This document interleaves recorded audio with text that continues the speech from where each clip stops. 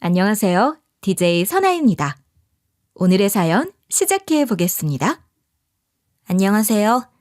저는 서울에 살고 있는 30대 중반 여자입니다. 거두절미하고 본론부터 시작할게요.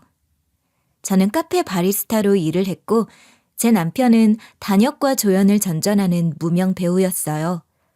말이 배우지 이 사연 들으시는 분들 중에 제 남편 이름을 알고 있는 분은 아마 한 명도 안 계실 거예요. 작품 한 것도 몇 개 없고 대사 있는 역할을 맡은 건 더더욱 얼마 안 됐으니까요. 남편의 일이 그렇다 보니 저희 집에선 제가 실질적 가장 노릇을 했어요. 아이 키우는 것도 전부 제 몫이었고요. 하지만 그렇다고 제가 무슨 대단한 직업을 가진 것도 아니다 보니 결혼해 사는 동안 저희 부부는 친정의 도움을 많이 받았죠. 시댁은 본인들 살기도 빠듯해 도움받을 생각은 일절 하지도 않았었고요.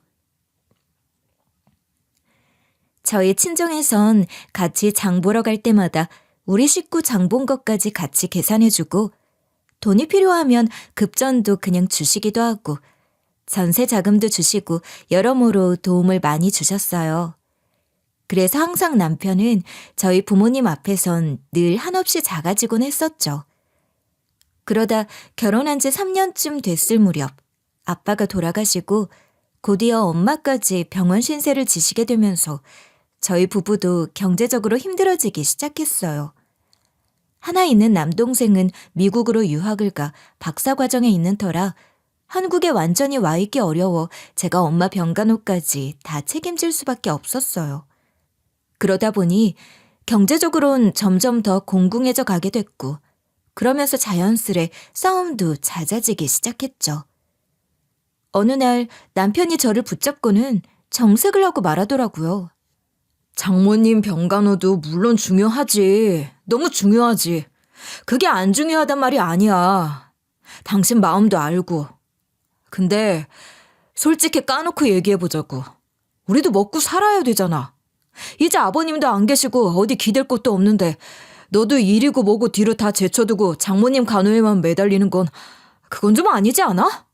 장모님이 돈이 없으신 분도 아니고 병원비든 간병이든 그거 다 장모님 돈으로 할 수 있는 거잖아. 아니야? 그게 무슨 말이야? 그러니까 우리 엄마 병간 오고 자시고 일이나 더 하라 이 소리야? 우리 엄마 아픈 것보다 넌 너 지금 돈 없는 게 더 중요하다 이거지? 야, 진짜 너무한다. 우리 엄마가 지금까지 우리 집에 해준 게 얼만데 지금 좀 힘들다고 이렇게 바로 팽하니? 우리 엄마 지금 심장마비로 쓰러지시고 계속 의식 없는 상태로 누워 계셔. 너도 봐서 알지?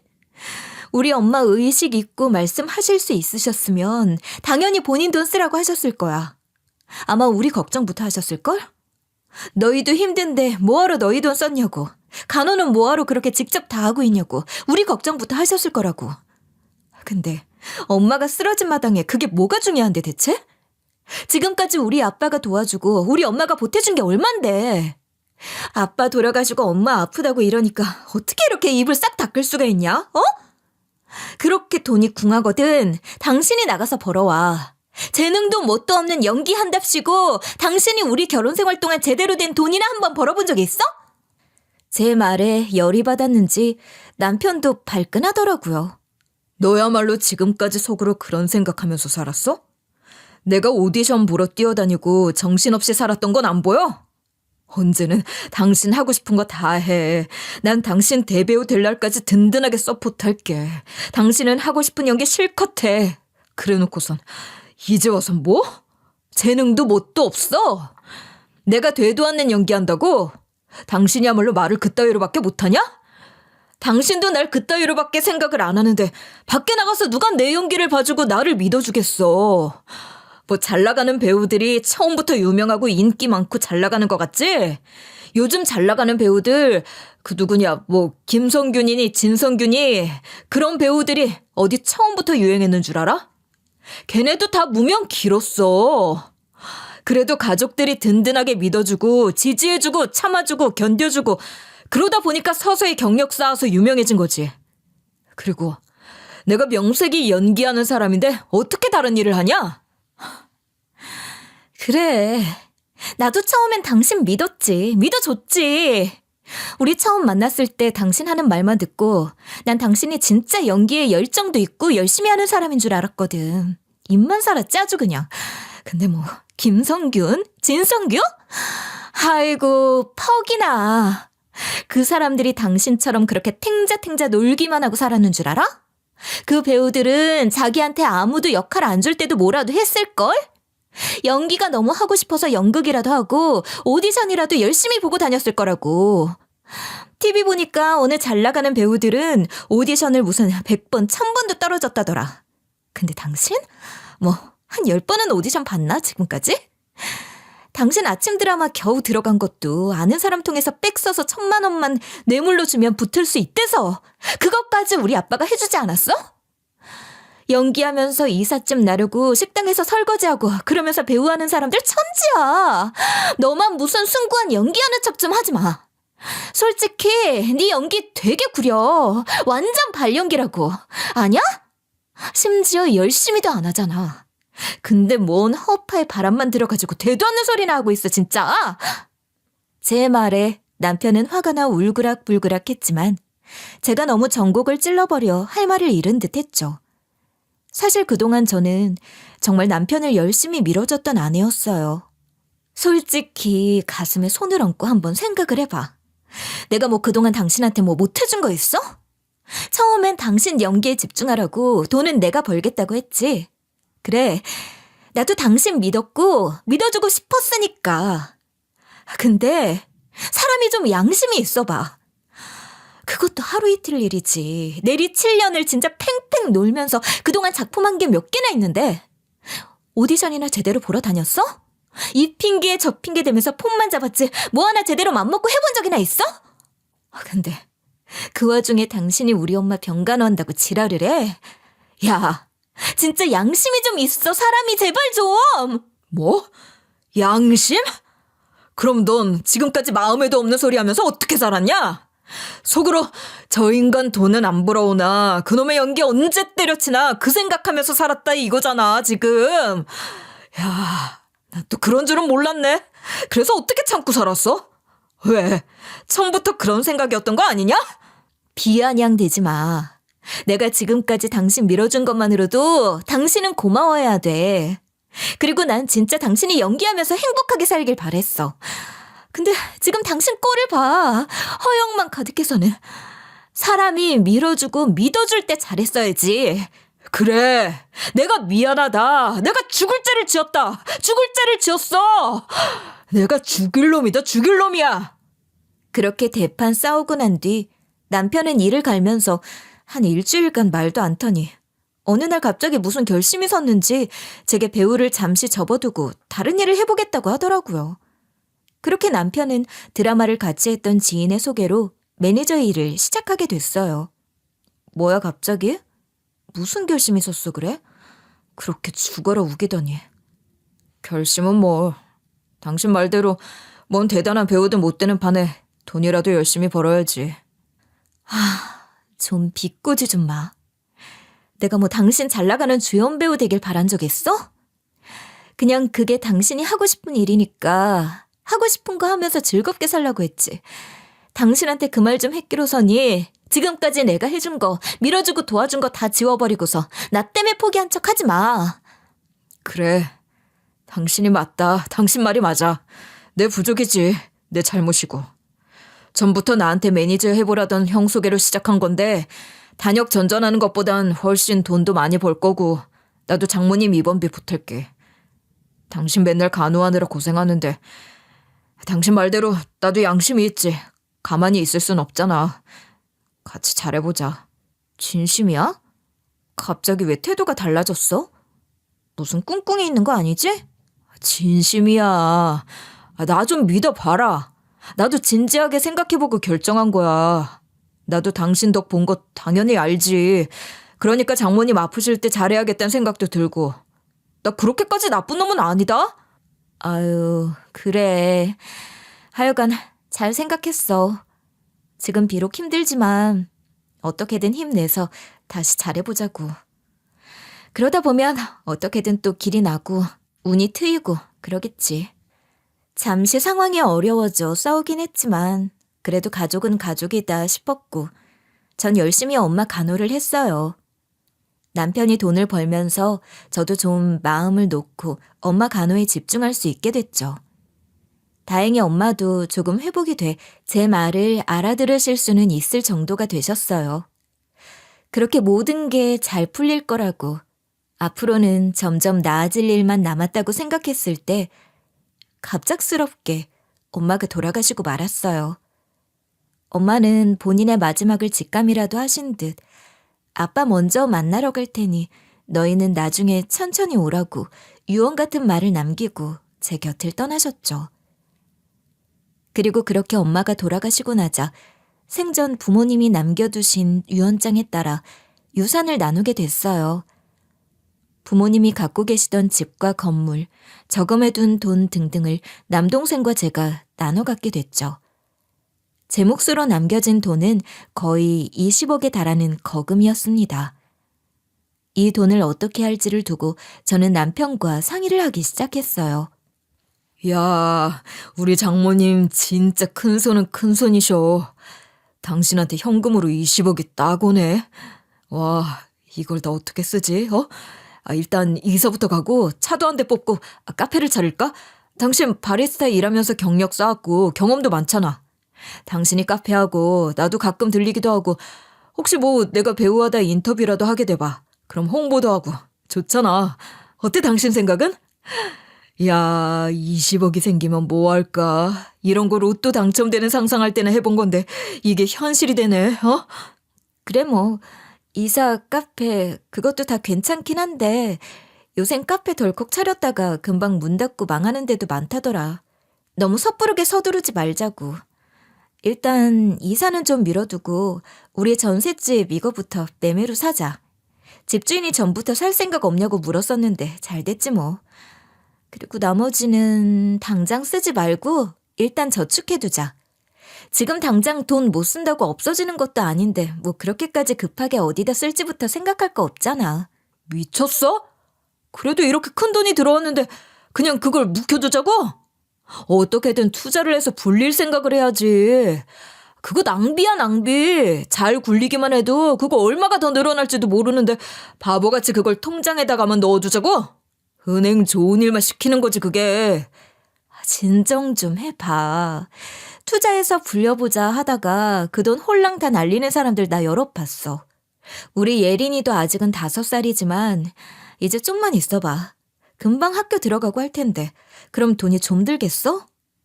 돈이 그냥 둔다고 어디 도망가는 것도 아니고 저축해두고 천천히 생각하자고. 우리 예린이 미래를 생각하자. 진짜 답답하다. 답답해. 당신은 있는 집에서 자란 사람이 왜 그렇게 야망이 없고 간이 콩알만 해? 당신 말 뭔지 다 알아들었으니까 투자도 한번 천천히 생각해 보자고. 일단 좀 릴렉스. 그렇게 몇 달이 지났을까. 물려받은 유산은 집 사는 데 쓴 6억을 제외하곤 거의 쓴 부분 없이 그대로 모셔두고 있는 상태였어요. 그러던 와중 신우이의 남자친구가 인사를 온다고 해 시가에 가게 됐어요. 신우이의 남자친구는 성형외과 의사로 신우이에게 반해 그쪽에서 먼저 따라다녔다고 해요. 만난 지 6개월 만에 결혼 얘기가 오가고 있다고 했죠. 안녕하셨어요, 어머님, 아버님. 두 분은 처음 뵙네요. 말씀 많이 들었는데 잘 부탁드립니다. 조영석이라고 합니다. 예, 어서 와요. 아유, 언제 봐도 우리 조사방은 이렇게 그냥 인상이 참 좋아. 안 그러니? 신우이 신랑 될 사람은 똑부러지고 총명해 보였고 예의도 바르고 첫인상이 나쁘지 않았어요. 게다가 집안도 상당히 좋아 보이더라고요. 아버지가 투자를 직업으로 삼고 계시고 어머니는 첼로를 전공하고 현재는 음대에서 교수를 하고 있다고 했죠. 오늘 정말 감사했습니다. 그럼 다음에 또 뵐게요. 아유, 한다고는 했는데 오늘 음식이 입에 맞았을라나 모르겠네. 무슨 말씀이세요? 어머님 덕분에 아주 오랜만에 포식하고 가는데요. 그래, 그럼 또 와. 결혼 전에 자주자주 얼굴 보고 그래야 또 금방 친해지고 그러지. 두 분도 다음에 다시 뵙겠습니다. 네, 그래요. 조심히 가요. 그런데 신우의 남자친구가 돌아가고 나서 시가 식구들은 모여 대환장 토론이 시작됐어요. 시부모의 주된 걱정은 남자친구 쪽 집안에 비해 시가가 너무 기운다는 거였죠. 저쪽의 의사라고는 하지만 그래도 우리 애도 대기업 다니고 연봉도 많고 하니 애만 보면 크게 밀리진 않는다마는 아휴, 집안 차이가 너무 나니 그게 걱정이다 걱정이야. 남자 쪽에서 집을 해준다는데 서울에서 30평 아파트 한 채만 해줘도 그게 어디 한두 푼짜리니? 있는 집에서 허투루 해줄 리도 없고 최소 10억은 될 텐데 그럼 우리도 최소 거기에 상응하는 예단을 해야 할 거 아니니. 근데 우리한테 돈이 어딨어. 걱정이다 걱정이야. 어머니, 그쪽 집안에서 그걸 요구한 거예요? 뭐 키 3개를 가져와라 그런 말이라도 한 거예요? 그런 말은 안 했지. 그 집이 그래도 좀 제법 고상한 집안 같은데 대놓고 그런 요구는 안 하지만 어른들 사정이라는 게 있잖니. 말 안 한다고 그게 안 바라는 거니? 말은 안 해도 응당해야 되는 게 있는 법이다. 에이, 정확히 예단 얼마를 해와라 한 것도 아닌데 집안마다 형편도 다르고 각자 사정이란 게 있는데 저쪽 집에서 그 정도 해온다고 꼭 그만큼 해가야 된다는 법이 있나요? 선을 봐서 하는 결혼도 아니고 연애 결혼인데요. 무슨 물물 교환하는 것도 아니고. 어머, 너 무슨 말을 그렇게 하니? 그럼 네 말은 뭐 내가 내 딸 갖고 장사라도 한다 이 소리니? 아니요. 그런 뜻이 아니라 어머님이 너무 스트레스를 받으시니까요. 그렇게까지 골머리 앓으면서까지 걱정할 필요가 있을까 싶어 드리는 말씀이에요. 그러자 시부까지 합세해 제가 멋모르는 소리 한다고 얘기를 하더라고요. 의사 사위 하나 얻으려면 키 3개는 필요하다고들 하잖냐. 솔직히 우리 형편에 의사 사위에다 집안 좋은 사돈까지 만날 기회가 언제 또 온다고 이 기회를 놓쳐서야 되겠냐. 안 그러니? 막말로다가 그쪽에서야 훨씬 더 좋은 집이랑 연 맺을 수도 있는데 그렇게 미치는 장사를 누가 하고 싶어해? 그렇게 예단비 갖고 한창 논쟁을 벌이다 갑자기 남편이 불쑥 저희 엄마가 물려주신 돈 얘기를 꺼내는 거예요. 근데 사실은 우리 장모님이 돌아가시면서 물려주신 돈이 좀 있다고 했었잖아. 내가 액수까지는 정확히 말씀을 안 드렸었는데 그 돈이 한 20억이 돼. 뭐? 그렇게 큰 돈이란 말이야? 아니, 사돈댁이 좀 있는 집인 건 알았지만 상당하다, 야. 그래서 그중에 6억으로 우리 살던 집 매매로 샀고 남은 게 14억이거든? 거기서 좀 쓰면 되지 않을까? 한 10억 정도. 마치 맡겨놓은 듯이 저와 상의도 없이 시부모 앞에서 얘기를 하는데 당연히 저는 발끈했죠. 아니 여보, 무슨 그런 소리를 나랑 한마디 상의도 없이 맘대로 그렇게 해. 그 돈은 우리 엄마가 물려주신 돈이야. 우리 예린이 앞으로 크면 돈 들어갈 때도 많고 하니까 저축해두자고 합의된 거 아니었어? 근데 그 돈을 당신 마음대로 당신 집일에 쓰겠다니 그건 예정에 없던 얘기잖아. 어머 얘, 너 말하는 게 좀 그렇다. 넌 결혼한 지도 벌써 7년이 넘은 애가 아직도 너의 집 내 집 나누고 네 돈 내 돈 나누는 거니? 지금 우리는 땡빚을 져서라도 뭘 팔아서라도 우리 딸 일단 시집 잘 보내자 그 얘기하고 있었는데 넌 그 돈이 있으면서도 내놓기가 싫고 아깝다 이거니? 어머니 그게 아니라 나 정말 서운하다 서운해. 우리 미연이가 네 동생이었어도 그랬을 거니? 그리고 의사 사위 하나 얻으면 우리가 혜택 보는 게 얼마나 많은데 너도 우리 미연이한테 투자한다고 생각해. 투자금은 나중에 제대로 뽑으면 되는 거고. 그렇다고 이런 식으로 하시는 건 아니죠. 내 돈, 네 돈 나누자는 게 아니라 그 돈은 저희 부모님 평생 모으신 유산이에요. 그걸 시누이 시집 보내는데 생판 남의 집에 그냥 주라고요? 그걸 그냥 가만히 두고 볼 여자가 세상에 어딨어요? 그러자 남편까지 합세 저를 공격하기 시작했어요. 당신 말을 좀 이상하게 한다. 난 장모님 아프시면서 병원비 보태느라 내 꿈까지 포기하고 죽어라 일만 했어. 내가 만약 지금 네가 그러는 것처럼 그건 너희 집 일이지. 아픈 건 너희 엄마지. 남 일인데 너 알아서 해. 그랬다면 내가 그럴 수 있었겠어? 나 진짜 날 희생해서 몇 달간 병원비 내느라 등골이 다 휘었어. 매니저 일하면서 맨날 운전하고 나도 나름 배운데 옆에서 연예인 비위 맞추고 여기저기 고개 숙이고 다니고 내가 그 짓을 왜 했는데? 난 당신 가족들 때문에 연기자의 꿈까지 포기한 사람이야. 내가 포기 안 하고 일 계속했으면 그 사이에 내가 뭐가 됐을지 알아? 나랑 같이 단역하고 조연하던 애 알지? 우리 집 와서 소주도 먹고 갔던 걔. 비록 작은 역할이지만 이번에 1000만 영화 터져서 운 완전 트인 거 못 봤어?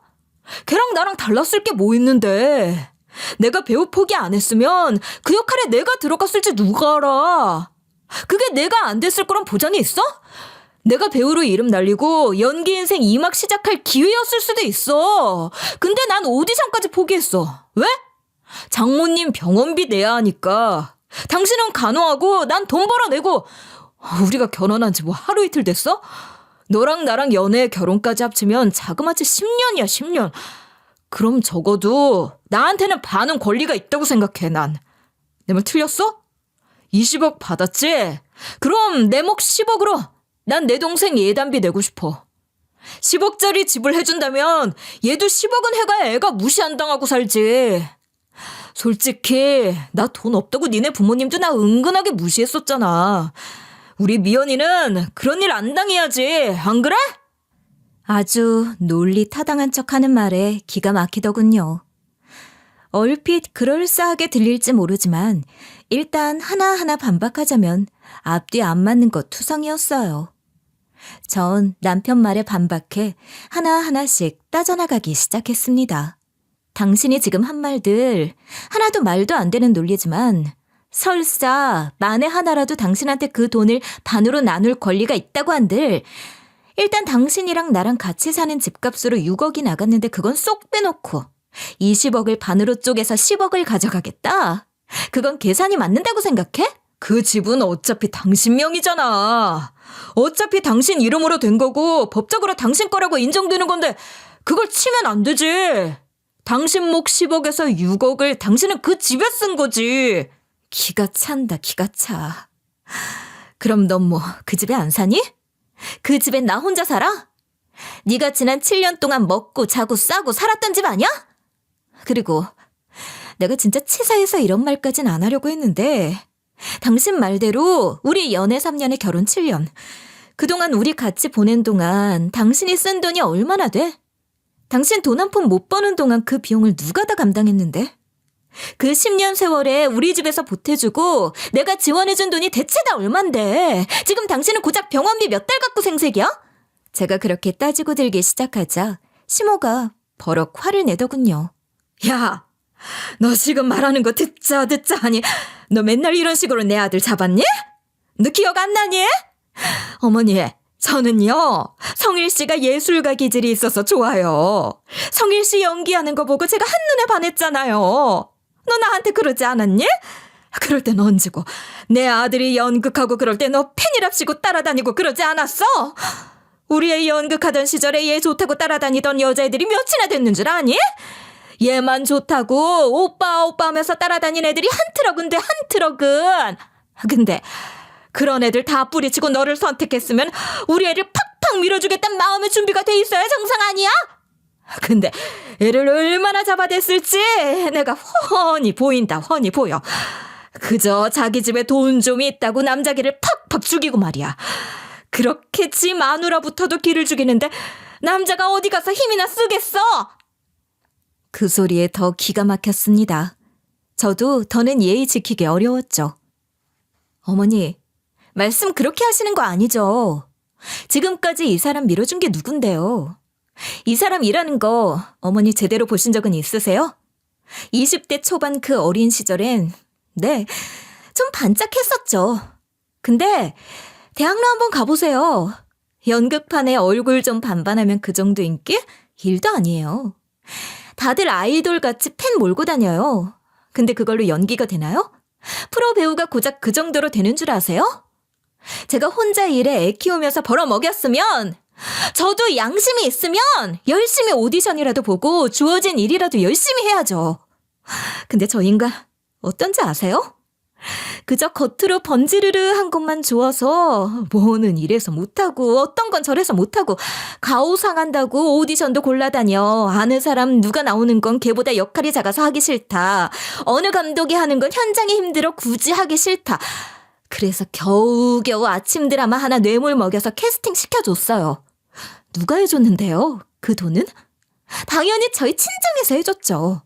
근데 그것도 하다가 뭐라는 줄 아세요? 자존심 상한대요.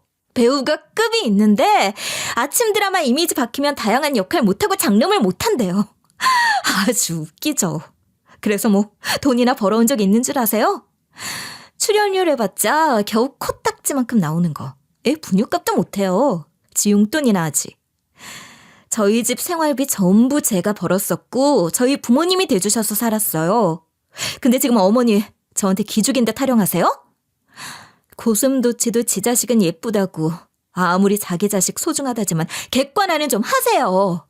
어머님 아버님이 아직까지도 그렇게 감싸고만 두시니까 이 인간이 40 다 돼가도록 정신도 못 차리고 아직도 헛꿈만 꾸면서 사는 거예요. 아세요? 뭐야? 이년이 이거 제 시애미한테 말하는 것 좀 봐라. 여보, 얘가 말하는 것 좀 들어봐. 뭐라는 거야 이게? 너 지금 우리한테 그게 할 소리냐? 우리가 애를 잘못 키웠다 이 소리야 네 말은?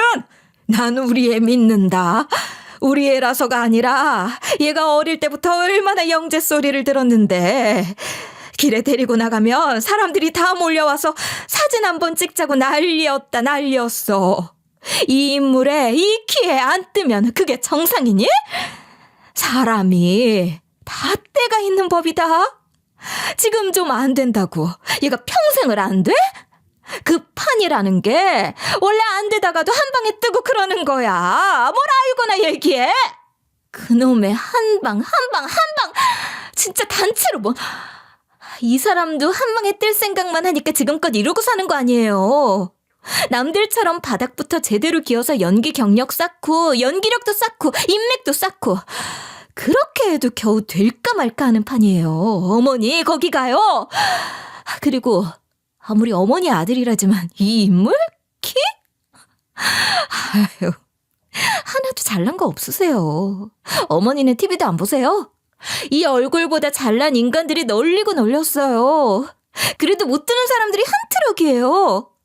근데 연기도 못하면서 고작 이 정도 갖고 뭘 해보려고. 참 기가 막히네요. 기가 막혀.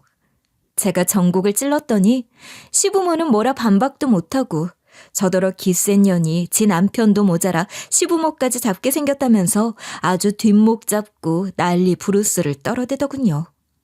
남편은 본인 부모 앞에서 자기를 욕하니 빡쳤는지 더 기세등등해졌죠. 다 됐고! 내 10억은 내놔. 내가 장모님 살아계실 때 보태준 병원비만 해도 얼마야. 거기다 내가 당신이랑 장모님 때문에 배우 포기하고 매니저 일 하느라 그 기간 동안 놓친 오디션이 몇 개인 줄 알아? 지난번에 너 극장 가서 본 그 영화, 그것도 내가 오디션 볼 뻔했던 거야. 내가 거기에 출연했으면 받았을 출연료에다가 그거 했어 봐라. 앞으로 내 인생이 어떻게 달라졌을지 누가 알아? 내 길이 아주 창창하게 열렸을지.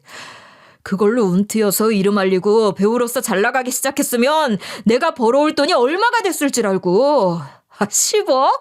그깟 돈 우스웠을 수도 있어. 그것까지 다 합쳐 생각하면 나는 내 몫으로 10억 받고도 남아. 알아? 웃기지도 않아 진짜. 이제 뭐 미래형으로 계산하니? 일어나지도 않은 일 가정까지 세워가면서 10년을 안 된 일이 그 기간에 턱하니 잘 풀렸을 거라고? 그 연기로?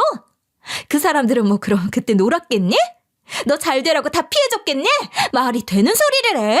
그걸 누가 장담해? 아무튼 연기로 뜨는 거? 나 물 건너갔다고 생각 안 해. 내 인생 아직 길은 열려 있잖아. 내 동생 시집 보내는 거에 투자하기로 결정했어. 조서방 집 당신네 집보다 몇 배는 더 빵빵한 모양이고 우리 미연이한테 들으니까 그 친구 아버지가 영화 투자사까지 하고 그쪽에서 제법 큰 손이라더라. 그러니까 내가 우리 동생한테 좀 해주라는 거 아니야. 이게 다 투자야 투자. 당신 알지? 영화 하나 만들어지는데 투자사 입김이 얼마나 센데. 투자사에서 싫다 그러면 캐스팅까지 다 갈아엎는 게 영화 쪽 일이야. 혹시 누가 알아? 말 좀 잘해서 나도 캐스팅까지 시켜주고 내 인생도 바뀌게 해줄지? 당신 지금 생각 잘해야 돼. 10억쯤 투자했다가 오히려 나중에 당신이 돈방석 앉게 될 수도 있다니까? 내가 잘 나가는 배우 사모님 소리 듣게 해줄게. 잘 생각해야 돼. 그러니까 이건 단순히 미연이 결혼 문제만이 달린 게 아니라 우리 가족의 인생까지 달린 거라고. 내 인생의 피면 누구한테 좋아? 당신이 제일 좋은 거 아니야. 그래, 너 말 한번 잘했다. 내 말이 그 말이라니까. 이거는 지금 우리가 하나로 똘똘 뭉쳐서 어떻게든 투자를 잘해야 되는 시점이야. 이렇게 우리끼리 물고 뜯고 싸울 때가 아니라고. 애 하나 시집 잘 보내서 누리는 호사가 얼마나 될지 그거 너 생각해봐라. 아무도 모르는 거다 너. 예단비를 요구도 안 하는데 10억씩 해오는 사돈집을 그냥 두고 볼 사람들이 어디 있겠어. 조서방 아버지가 투자회사를 하니 얘한테 좋은 일이고 조서방은 또 성형외과 의사 아니냐 의사. 근데 걔가 뭐 지 처남댁을 그냥 두고 보겠니? 나이 들어 레이저니 뭐니 하려면 그게 다 돈인데 그런 것도 다 해주겠지. 안 그러냐? 여러모로 앞으로 길이 열렸다 이거야. 다 투자라고 투자. 너 무슨 행사 하나 유치하는데도 공들여 투자하는 거 알지? 그거 왜 그러겠니? 다 그만큼 가치가 있으니까 그렇게 하는 거지. 인생 길게 봐야 된다. 당장 내는 돈은 10억이지만 나중에 돌려받을 건 더 어마어마할지도 모를 일이다 이거야. 그래. 우리 지금 눈 딱 감고 큰 돈으로 투자한다 생각하자. 어? 아주 저 좋을 대로 시나리오 써가며 상상의 나래를 펼치고 있는 꼴들이 웃기기 그지없더군요. 당장 그 매주될 사람과 예비 사돈댁은 이런 상황은 전혀 생각조차 못하고 있을 텐데 자기들끼리 혼자 어찌나 김칫국을 마셔대는지. 당신이 행복회로 돌리면서 상상하는 건 자유지만 그 행복한 상상을 왜 내 돈 갖고 하는데? 왜 내가 받은 10억을 갖고 맡겨놓은 것처럼 굴어? 저쪽에서는 이러고 모여서 뜯어낼 궁리나 하고 있는 거 알긴 한데? 떡 줄 사람은 생각도 않는데 자기들끼리 이러고 있는 거 알면 있던 정도 뚝 떨어지겠다. 그리고 설사 그 돈을 진짜 투자라고 한다 쳐. 근데 그걸 왜 내 돈 갖고 하는데? 내 몫으로 받은 내 유산을 왜 내가 뚝 떼서 보태야 하는 거냐고. 대체 왜? 난 못 줘.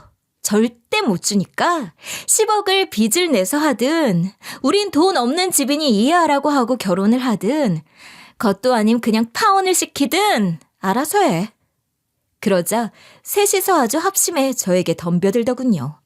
야, 네가 그렇게 나온다 이거지? 그래, 넌 너고 우리는 우리다. 그렇게 계산할 거면 계산은 똑바로 해야지. 분명히 나한테도 그 돈에 대한 권리는 있어, 알지? 너 내 와이프고 우린 경제 공동체야. 거기다 심지어 난 내 꿈까지 포기하면서 병원비까지 보탠 사람이고. 그래, 내 아들 꿈 꺾어서 하찮은 일이나 하게 시켜 돈 벌게 하고서는 그 돈으로 장모 병원비까지 대게 해놓고 이제 와서 입은 싹 닫는다? 그게 무슨 심보야. 너 밖에 나가 얘기해봐라. 다들 욕한다 욕해. 이렇게 싸우는 것도 꼴사납고 그냥 이쯤에서 정리를 하자. 너도 계속 이런 소모전에서 뭐하니? 힘만 빠지고. 우리가 뭐 도둑놈들도 아니고 그냥 네 돈 내놔라 그러겠냐? 네가 결심해서 해주면 우리가 그거 있겠니? 그럴 사람들이야 우리가? 우리 미연이도 너한테 고마워할 거고 그러면 저쪽 집에서도 위신이 서고 다 너 좋고 우리 좋고 서로서로 다 좋은 거다. 잘 생각해 당신. 계산은 똑바로 하자고. 시부, 시모, 남편 셋이 아주 똘똘 뭉쳐 자기네들 팔자 한번 펴보겠다고 저한테 덤비는데 진짜 오만 정이 뚝 떨어지더군요. 계산? 너 지금 계산이라 그랬니? 그래. 그럼 그 계산 제대로 한번 따져보자. 이혼 법정에서. 앉은 자리에서 꿀꺽 10억 갈취하려는 그놈의 도둑놈 심보들 내가 똑똑히 고쳐들 줄 테니까 법정에서 보자고요. 뭐야? 지금 얘가 뭐래니? 이혼? 이혼이라고? 너 지금 그 소리 후회 안 할 자신 있냐? 우리 애를 생각해. 그리고 그 돈 지키려다 더 크게 뜯기는 수가 있다. 그러니까 법정에서 가려보자고. 더 이상 할 말 없으니까 난 간다. 그쪽 셋이서 아주 합심해서 머리들 한번 잘 싸매보세요. 그리고 앞으로 더는 얼굴 마주하고 말할 일 없을 것 같아서 한마디만 하고 갈게요. 처음엔 두 분 다 그랬죠? 지금 그 사돈들집 사람들 보듯이 우리 친정 잘 산다고 눈치 보고 저희 부모님 앞에서 저 자세로 굴고. 그러다 이제 저희 부모님 돌아가시고 나니까 더는 그럴 필요도 없다고 이러고 뻔뻔하게 우리 돈 내놔라 하시는 거, 그게 바로 도둑놈 심보예요. 아닌 척 해봤자 세상이 다 안다고요. 아셨어요? 그리고 계산 그렇게 좋아하는데 내가 똑바로 계산해 줄게. 두고 봐. 참. 그리고 오늘은 그냥 여기서 자. 당신 어차피 내 돈 6억으로 산 내 명의로 된 내 집이라며. 당신이 아까 그랬지? 그러니까 내 집 들어올 생각 말고 셋이서 끌어안고 회의나 해. 아주 제대로 회의해야 할 거야. 난 아주 비싼 변호사를 쓸 생각이거든. 그 집을 나오며 저는 마음을 굳게 먹었습니다. 10억은커녕 지금까지 저 입고 먹고 재워준 것까지 싹 다 제대로 계산해서 받아내자 싶었죠. 그리고 남편하고 시가 사람들한테는 얘기 안 했지만 이미 들어 알고 있는 사실이 있었어요. 이혼할 때 유산 상속받은 건 재산 분할로 안 나눠도 된다고 하더라고요. 그러니까 엄마가 내 몫으로 주신 20억을 남편이랑 나눌 필요가 없다는 거죠. 심보 못된 인간들이 20억 중 반 당연히 받아내는 줄 알고 있을 텐데 벌써부터 꼬습더라고요. 가만히만 있으면 콩고물이라도 받아먹었을 것을 욕심부리다가 골로 가는구나 싶었죠. 제가 그렇게 이혼 통보를 하고 나오니 자기들도 아마 똥줄이 제대로 탔겠죠? 그 집에서 나오고서부터 전화가 불통이 터지고 난리가 났죠. 제가 전화를 안 받으니 저녁에 남편이 집으로 불같이 달려왔더군요. 나랑 얘기 좀 해. 그냥 그렇게 가버리는 게 어딨어. 우리 부모님 앞에서 내가 뭐가 되겠어. 이혼은 말도 안 돼. 난 절대 못해. 못해? 협의 이혼이 안 되면 소송으로 가는 수밖에. 하는 수 없지 뭐. 버틸 테면 한번 버텨봐. 어떻게 그깟 돈 때문에 이렇게까지 나오냐? 너 지금 네 돈 지키자고 가정을 깨겠다는 소리야? 지랄하지 마. 그깟 돈? 그깟 돈 때문에 은혜고 뭐고 다 잊고 눈 돌아서 탐욕 부리는 게 지금 누군데? 니들 식구들 진짜 정도가 있지.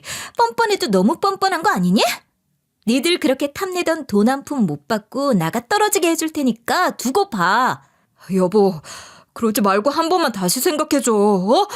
제발 유정아, 우리 애도 생각해야지. 너 지금 돈 때문에 그렇게 우리 애를 이혼 가정에서 크게 하고 싶어?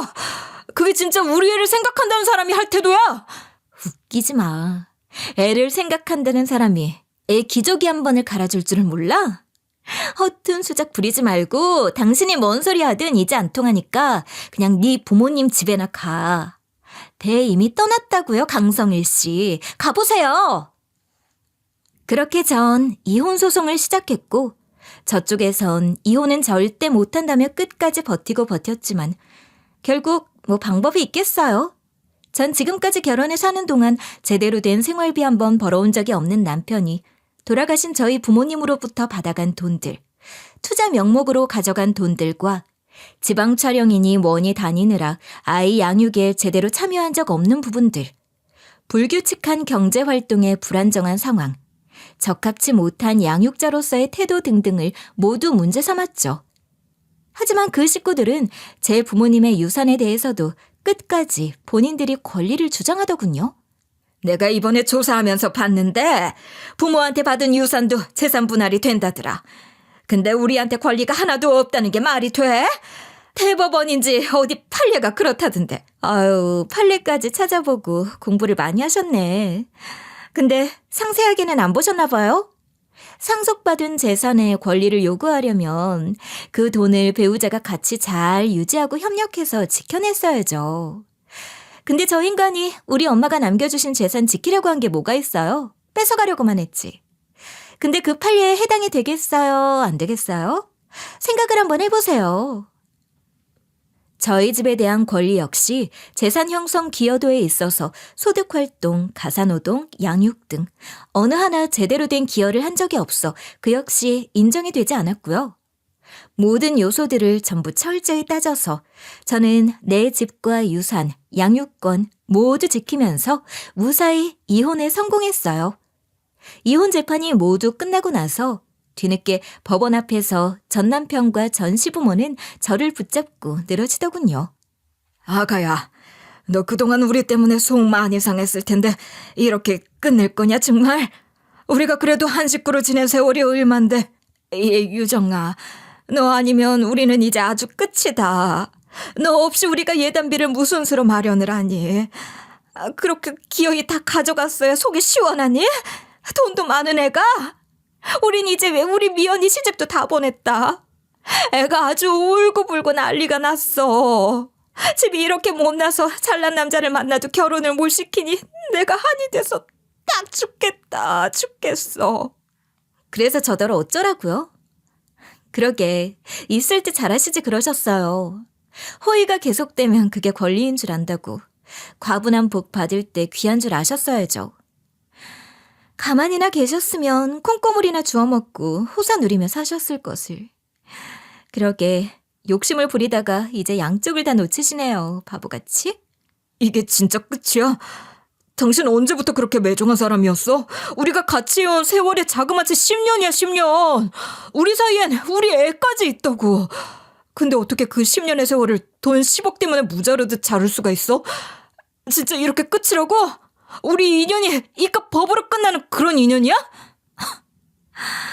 이건 마지막까지도 정신을 못 차렸네. 야, 끝낼 땐 끝내더라도 똑바로는 알고 가. 이건 나 때문이 아니라 너 때문에 끝난 관계야. 네가 주제도 모르고 설쳐대다가 내 돈까지 탐내는 바람에 끝난 거라고. 어디서 끝까지 남 탓이야? 내가 한 가지 장담하는데 넌 절대 성공은 못할 거다. 그렇게 남이 어떻게 해주기만 바라고 남 탓만 하는데 잘 될 턱이 있니? 평생 그렇게들 사셔. 그때 그 애가 10억만 해줬어도 하고 평생 후회나 하고 살라고. 그게 당신들한테 딱 어울리겠네, 지금 보니까. 뭐야? 후회나 하고 살아? 이게 마지막까지 아주 악담을 퍼붓고 가네. 저 독한 년, 기어이 지 돈 한 푼을 안 내놓고 말이야. 내가 내 돈을 왜 내놓냐고요, 그러니까. 이제 법적으로도 완전히 쫑났는데. 애도 내가 키우는데 양육비 요구 안 하는 거나 다행으로 아세요. 내가 돈 없었으면 그쪽에서 양육비까지 다 내줬어야 하는 걸 그나마도 자비를 베풀어주는 거니까 감사하게나 여기시라고. 아시겠어요? 그리고 앞으로 우리 애 만나더라도 개소리들 하지 마시고요. 아셨어요? 그렇게 그날을 마지막으로 그 즐기고도 지겨웠던 10년의 인연은 끝이 났죠. 그 집 식구들은 결국 아들내미는 이혼당해 금수저 안에 잃었고 딸내미는 잘난 집에 시집 한번 보내 자기들 목 한번 땡겨보려다가 그마저도 완전히 쇠되고 말았죠. 둘 다 놓치지 않고 잡으려다가 결국 둘 모두를 한 번에 놓치고만 어리석은 그 집 식구들을 생각하니 정말 무슨 한편의 교훈극을 본 것 같다는 생각마저 들더군요. 돌아보니 그게 어느덧 벌써 3년 전의 일이네요. 전 남편과의 사이에 아이가 있으니 가끔 아이가 그 집에 가 밥을 먹고 올 때도 있지만 여전히 그렇게 앓는 소리를 하면서 지낸다고 해요. 엄마가 아빠한테 할 말 있다고 문자 봐달라고 하던데? 그래? 또 다른 소리는 안 하디? 나한테 말은 안 했어. 근데 할머니랑 할아버지는 맨날 갈 때마다 그런다? 내 팔자야. 아들 하나 있고 딸 하나 있는 게 다 저렇게 집구석에만 박혀있고 남들은 장가 보내고 시집 보내서 팔자 고친다더니 에고고고 내 팔자야. 맨날 그래. 똑같은 말만 맨날 해서 내가 다 외웠다니까? 아휴, 애 앞에서 참 못하는 말이 없으시네. 신경 쓸 거 없어, 알지? 넌 그냥 아빠 보고 싶을 때 가끔 가서 아빠만 만나고 오면 돼. 응, 사실 나 할머니 집에 별로 가고 싶지도 않은데 아빠가 섭섭해할까 봐 가주는 것뿐이야. 아유, 우리 딸. 아직 애긴데 언제 이렇게 다 컸나 몰라? 아이 때문에 어쩔 수 없이 가끔은 보고 살겠지만 무슨 앓는 소리를 하든 절대 도와주지 않으려고요.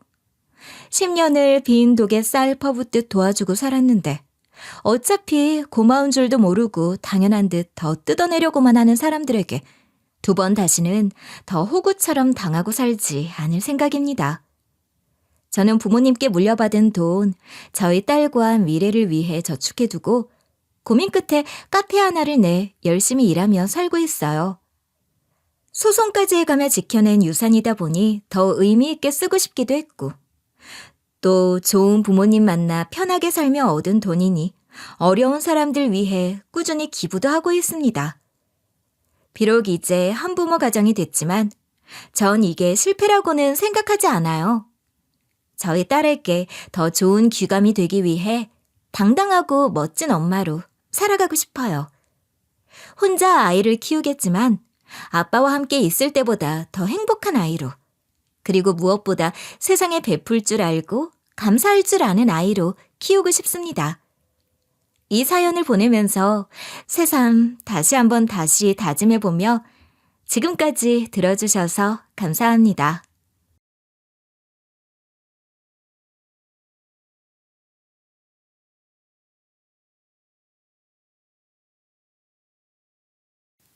안녕하세요. DJ 선아입니다.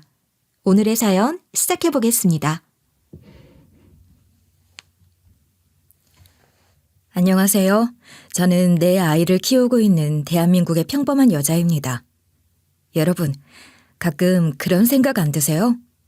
결혼이란 대체 무엇일까? 가족이란 또 뭘까? 같은 질문들이요. 사람들은 흔히 이렇게 말하죠. 가족은 내 편이라고요. 그런데 가족이라고 무조건 내 편이 되는 건 아니더라고요. 제가 겪은 결혼 생활은 순탄치 않았어요. 꿈꾸던 행복은 생각보다 쉽게 무너지고 믿었던 사람은 가장 큰 상처를 안겨줬죠. 하지만 전 상처받고 주저앉아 있지만은 않았습니다. 날 아프게 하는 관계에서 벗어나고 진짜 나와 아이들에게 필요한 가족을 다시 정의했거든요. 여러분도 혹시 누군가로 인해 마음이 무겁고 답답하다면 지금부터 들려드릴 제 이야기가 작은 위로와 용기가 되었으면 좋겠습니다. 이야기를 시작해 볼게요. 앞에서도 설명드렸지만 전 어릴 적부터 다복하고 행복한 가정을 꿈꿔왔어요. 제게는 그 꿈이 정말 간절했어요.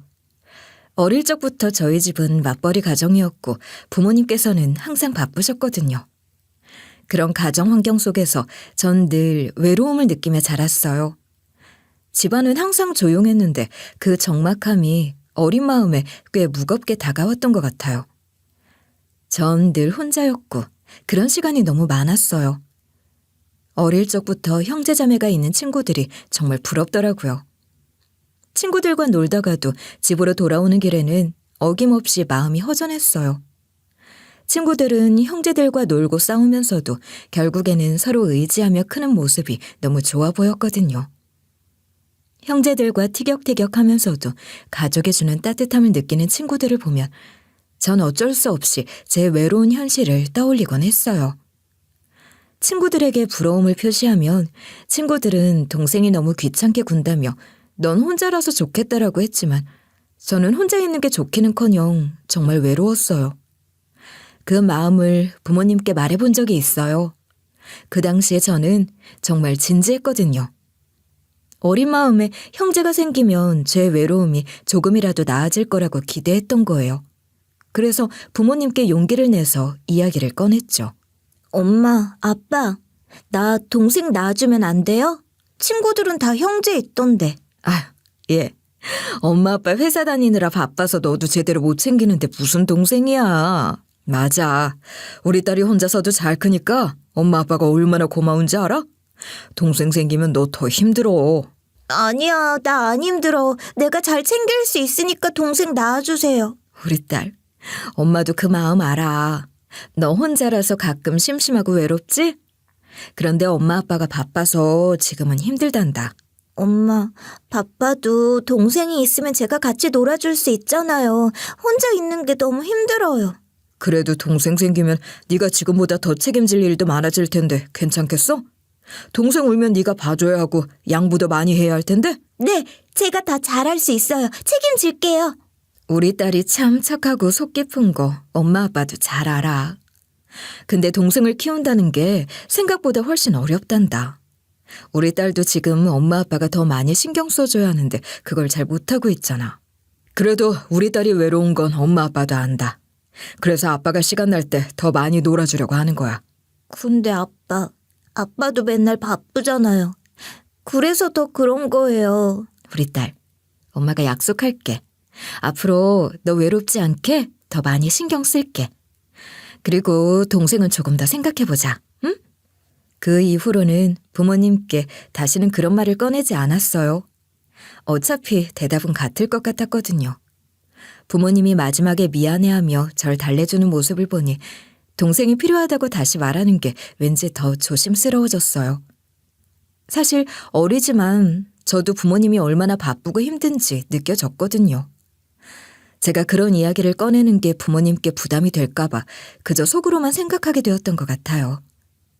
그날 이후로도 가끔 동생이 있으면 어떨까 상상했지만 그 상상은 항상 제 마음속에만 머물렀어요. 대신 저는 혼자서 제 외로움을 달래는 법을 익혀야만 했어요. 방 안에 홀로 앉아 시간을 보내거나 친구들과 놀다 돌아온 뒤에 적막함을 견뎌내는 게 제 일상이 되었어요. 그 시간이 쌓일수록 제 마음속에는 형제가 있었다면 어땠을까 하는 상상이 점점 커져만 갔어요. 그렇게 자라면서 저에게는 자연스럽게 하나의 꿈이 생겼어요.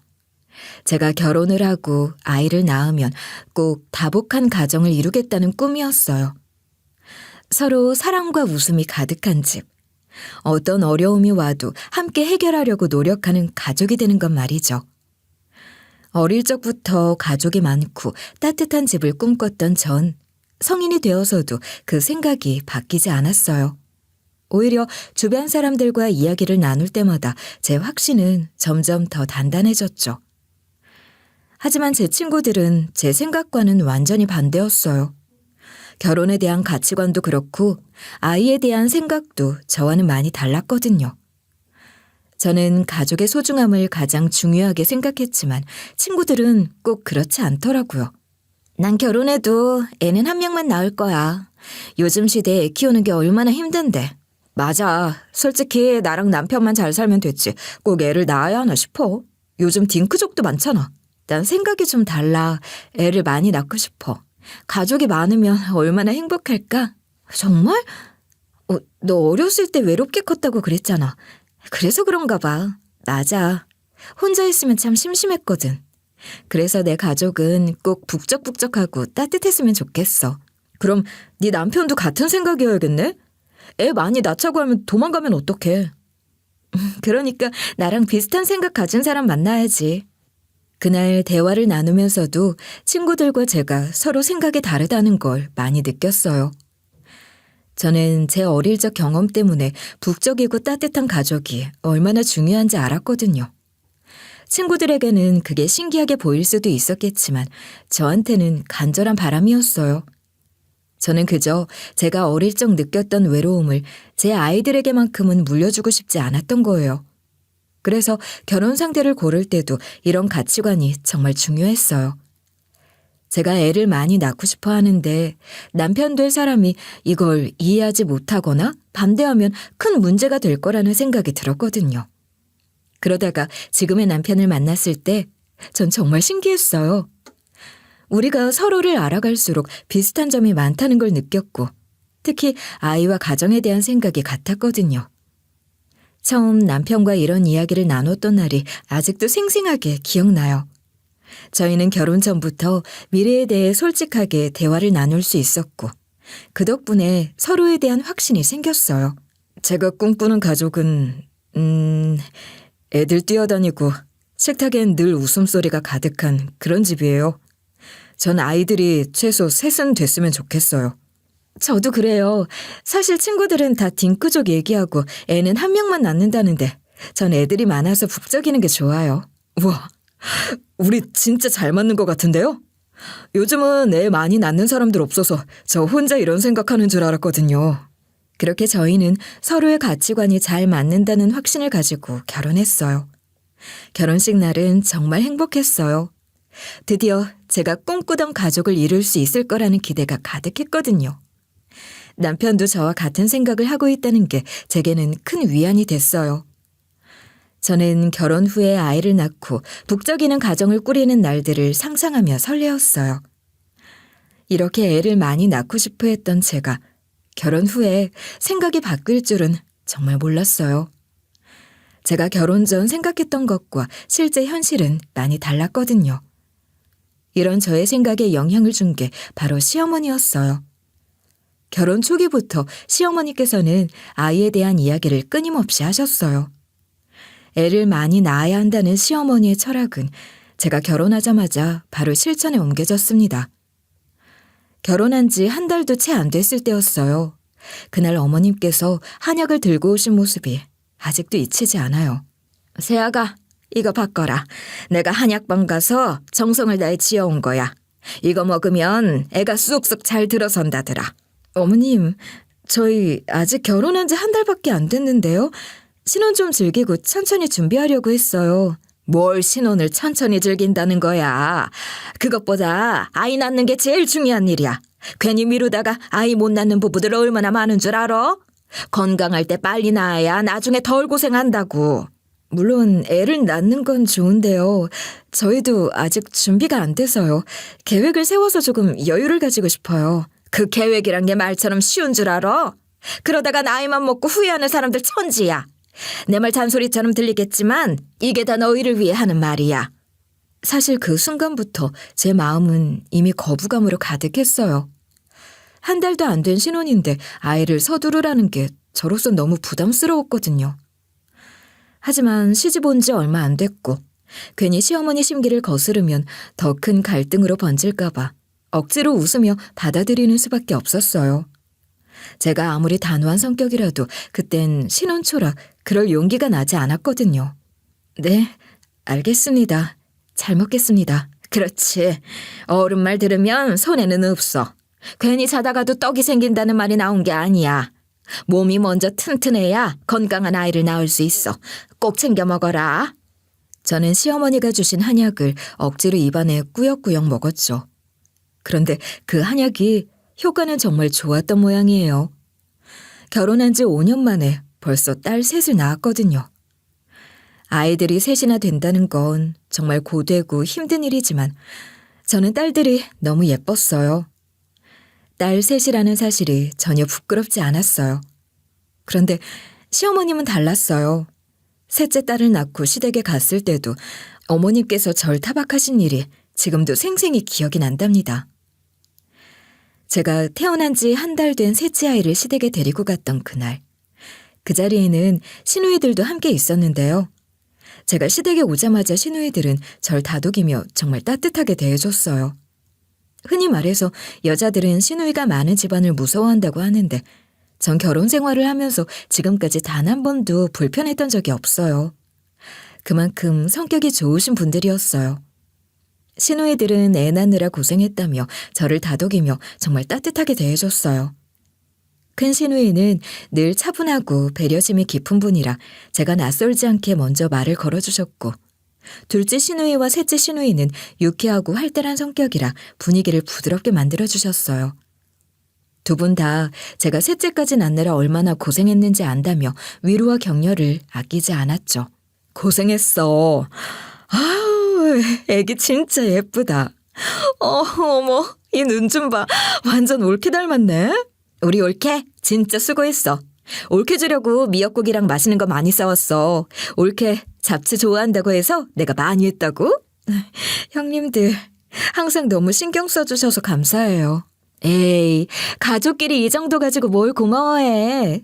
올케가 셋째 가진 건 집안의 경사니 이 정도 챙기는 건 당연한 거지. 아이고, 너네들은 뭐가 예쁘다고 그렇게 난리야? 딸만 셋 낳은 며느리가 미역국 먹을 자격이나 있니? 시어머니의 말에 방안 분위기는 순식간에 얼어붙었어요. 순간 너무 당황스럽고 어이가 없어서 말문이 막혔죠. 기가 막힐 만한 게 딸 낳은 저를 구박하는 시어머니 또한 딸 셋을 둔 엄마였거든요. 속에서는 분노가 치밀어옴과 동시에 첫째 딸과 둘째 딸을 친정에 맡기고 오길 잘했다는 생각이 들었어요. 세 아이를 모두 챙기는 게 힘들어 그날 친정집에 두 아이는 맡기고 셋째 딸만 시댁에 데리고 갔었는데요. 그게 옳은 선택이었던 거죠. 만약 그 말을 애들이 들었다면 어땠겠어요. 시누이들도 시어머니의 말에 어쩔 줄 몰라 하며 제 눈치만 보더라고요. 저는 그날만큼은 도저히 그냥 넘어갈 수 없었어요. 시어머니께서 내뱉으신 그 말이 제게는 너무 모욕적으로 느껴졌고 제 아이들을 무시하는 것처럼 들렸거든요. 결국 저는 참았던 감정을 꺼내놓기로 결심하고 시어머니께 정면으로 말씀드렸습니다. 어머님, 딸이라고 뭐가 부족한 건가요? 형님들 보세요. 아들인 제 남편보다 형님들이 훨씬 잘하잖아요. 뭐가 어째? 이게 어디서 건방지게 어른한테 대들어? 대드는 게 아니라 한번 생각해 보시라고 말씀드리는 거예요.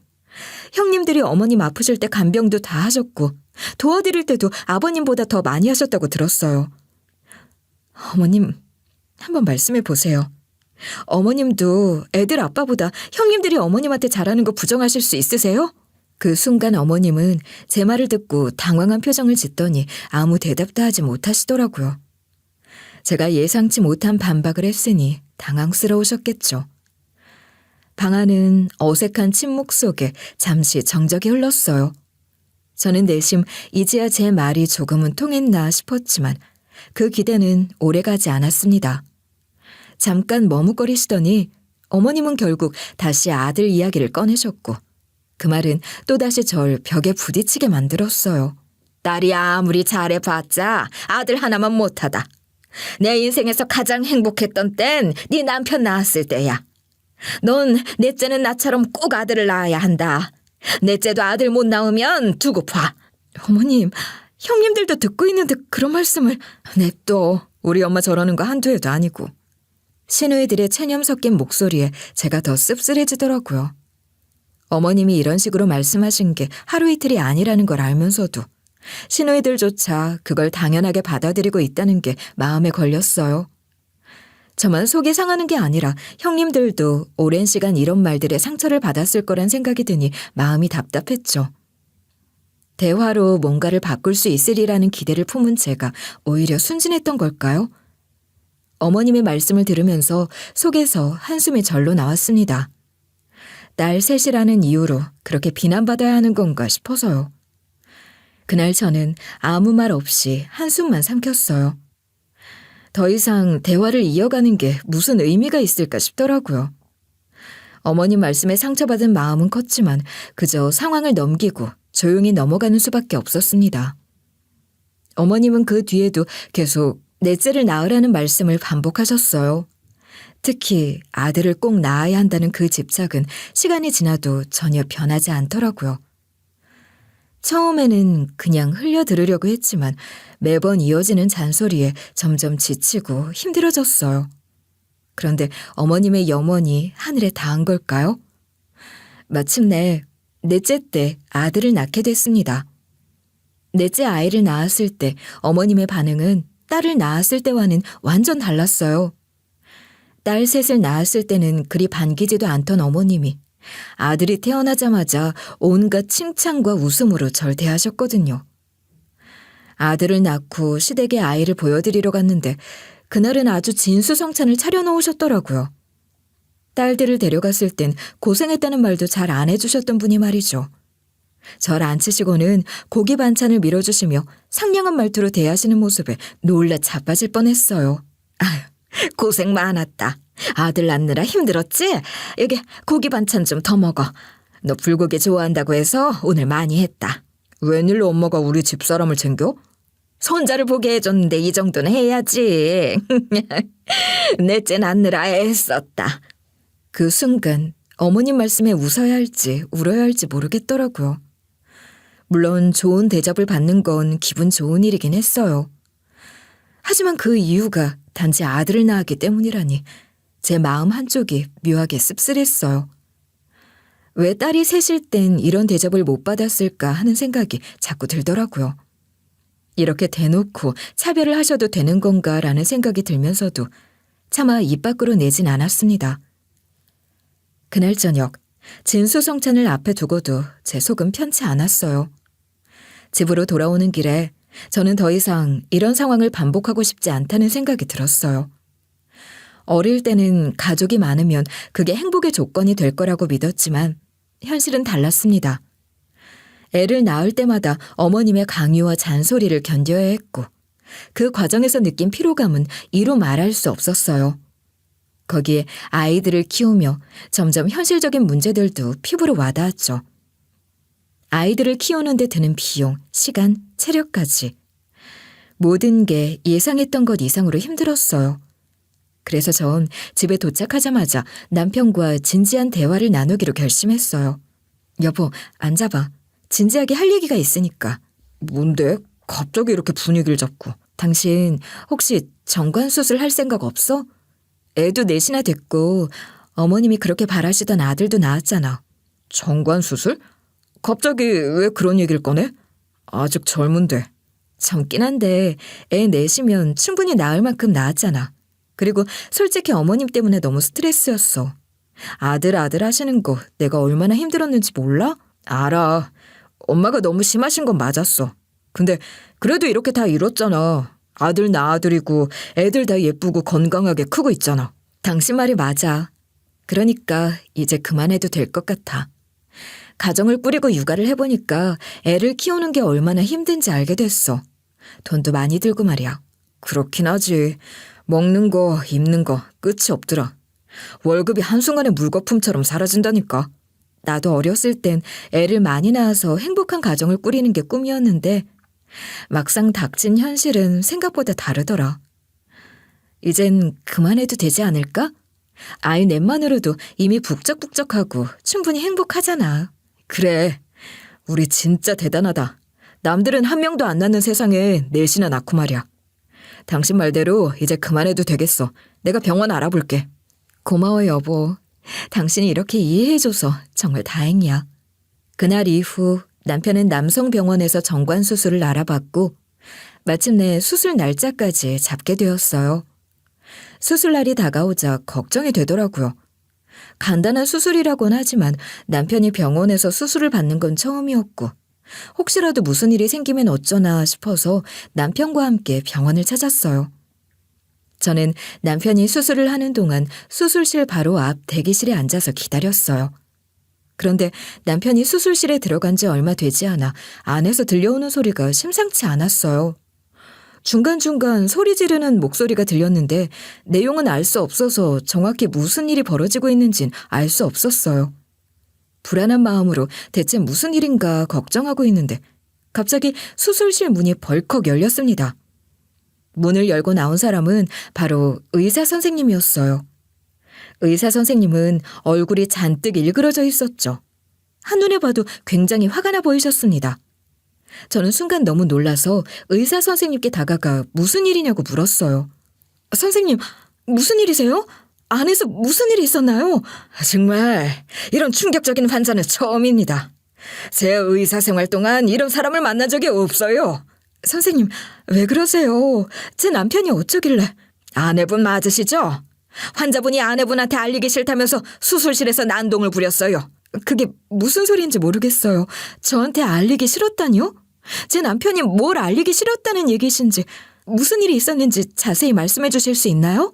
직접 보셔야겠어요. 이건 말로 설명할 수 있는 일이 아니에요. 수술실로 따라오세요. 저는 순간적으로 무슨 일이 벌어진 건지 이해가 되지 않았어요. 수술을 받겠다고 병원까지 온 사람이 왜 난동을 부렸다는 건지 도무지 납득이 가지 않았죠. 어쩔 수 없이 의사 선생님을 따라 수술실로 들어갔어요. 수술실 안으로 들어가자마자 남편이 절 보고 깜짝 놀라더라고요. 남편은 짧은 환자용 수술 가운을 입고 있었고 하복부 쪽은 덮개로 가려져 있었는데 그 위에 손을 얹고 수술받기로 했던 그곳을 꼭 막고 있었어요. 남편은 절 보자마자 고래고래 소리를 질렀습니다. 왜 당신이 여기 들어와? 나가! 당장 나가라고! 당신 무슨 일 있었어? 선생님이 나보고 와서 보라고 하시는데 문제라도 생긴 거야? 당신은 몰라도 돼. 제발 나가라니까! 남편의 반응에 전 더욱 당황했어요. 평소에 차분하던 사람이 마치 큰일이라도 난 듯 혼비백산한 얼굴로 고래고래 소리를 지르는 걸 보니 상황이 심상치 않다는 느낌이 들더라고요.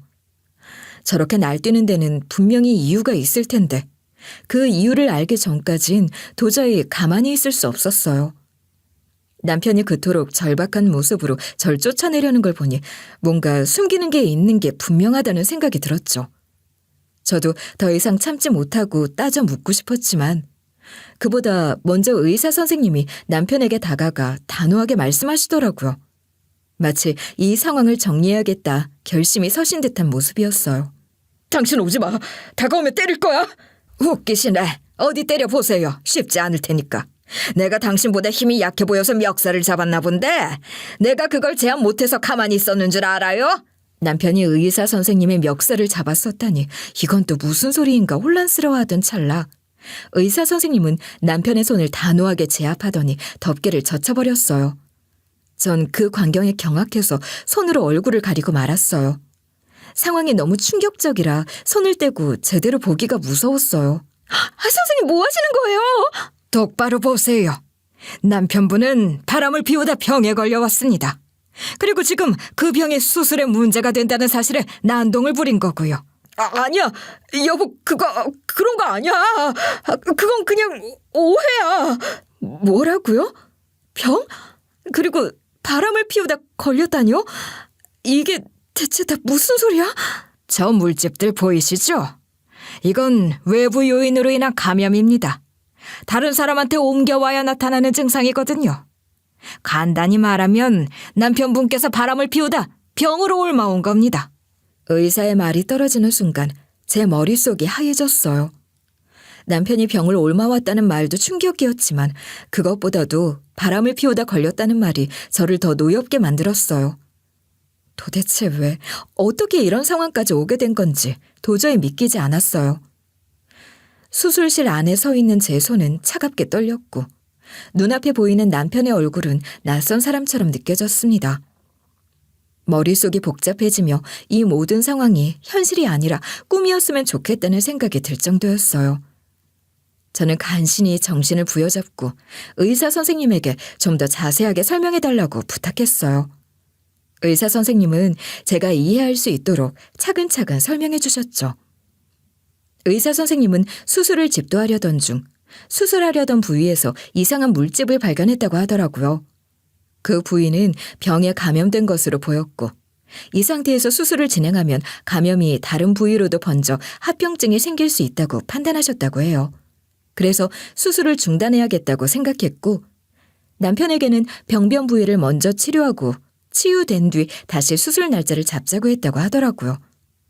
근데 남편은 의사의 말을 듣자마자 크게 당황하며 갑자기 다급한 목소리로 상관없으니 그대로 수술을 진행해달라며 고집을 부렸다고 했어요. 의사 선생님은 그 말에 더 당황스러워서 지금 이 상태로 수술을 강행하면 더 큰 문제가 생길 수 있다며 그렇게 할 수 없다고 단호하게 말했다고 하더라고요. 남편은 여기서 멈추지 않았다고 해요. 오히려 더 흥분해서 수술을 중단하면 아내가 그 이유를 물어볼 텐데 병에 걸렸다는 사실을 말해야 하지 않겠냐고 하면서 저한테는 절대 알리지 말고 수술을 끝내달라고 고집을 부렸다고 했어요. 의사 선생님은 말도 안 되는 소리라고 경악했지만 남편은 계속 수술을 강행해달라며 억지를 부렸대요. 결국 두 사람은 수술실 안에서 팽팽하게 대립하며 말다툼을 벌이게 됐다고 하더라고요. 의사는 최대한 이성적으로 설득하려고 했다고 했어요. 감염 상태에서는 절대로 수술을 진행할 수 없으며 환자 본인의 건강을 위해서라도 중단해야 한다고 여러 번 설명했대요. 하지만 남편은 전혀 듣지 않고 계속해서 고함을 치며 억지를 부렸다고 했어요. 그러다가 남편이 갑자기 의사의 멱살을 잡고 무리하게도 이 머리도 없는 대머리 의사가 환자 말도 안 들어주냐며 비하하는 말을 했다고 하더라고요. 그 말을 들은 의사 선생님은 순간적으로 더는 참을 수 없었다고 했어요. 의사로서 환자를 설득하려고 애쓰는 것도 중요하지만 대머리라는 비하 발언과 무례한 태도에 한계를 느꼈다고 했어요. 저는 누가 저보고 대머리라고 욕하는 걸 제일 싫어합니다. 그런데 남편분께서는 제 외모를 가지고 인신공격하시더군요. 제가 뭐 몹쓸 짓을 하는 것도 아니고 환자를 위해 수술을 중단하겠다고 하는 건데도 그런 식의 태도를 보이니 더 이상 이 상황을 묵고할 수 없다는 생각이 들었어요. 그래서 아내분한테 알려야 한다고 생각했습니다. 그러셨군요. 아니, 왜 의사 선생님한테 그런 말을? 저분은 그냥 고집을 부리는 수준을 넘었어요. 다시 한번 말하는 거지만 의사 생활 동안 이런 환자는 처음입니다. 그런데 선생님, 저희가 사전 검사도 했었잖아요. 그런데 왜 물집이 잡힌 그걸 왜 지금에서야 알게 된 거죠? 잠복기 때문이죠. 원래 저 병은 바로 증상이 나타나는 게 아니라 짧으면 2일, 길면 12일 넘어서야 확인이 가능하거든요. 그래서 사전 검사에선 안 나왔던 거고 오늘 발견한 이상 소견으로 판단한 겁니다. 의사의 말을 듣고 나니 분노가 속에서부터 치밀어 올라오는 걸 도저히 억누를 수가 없었어요. 저는 남편이 정관 수술을 흔쾌히 수락했던 게 떠올랐어요.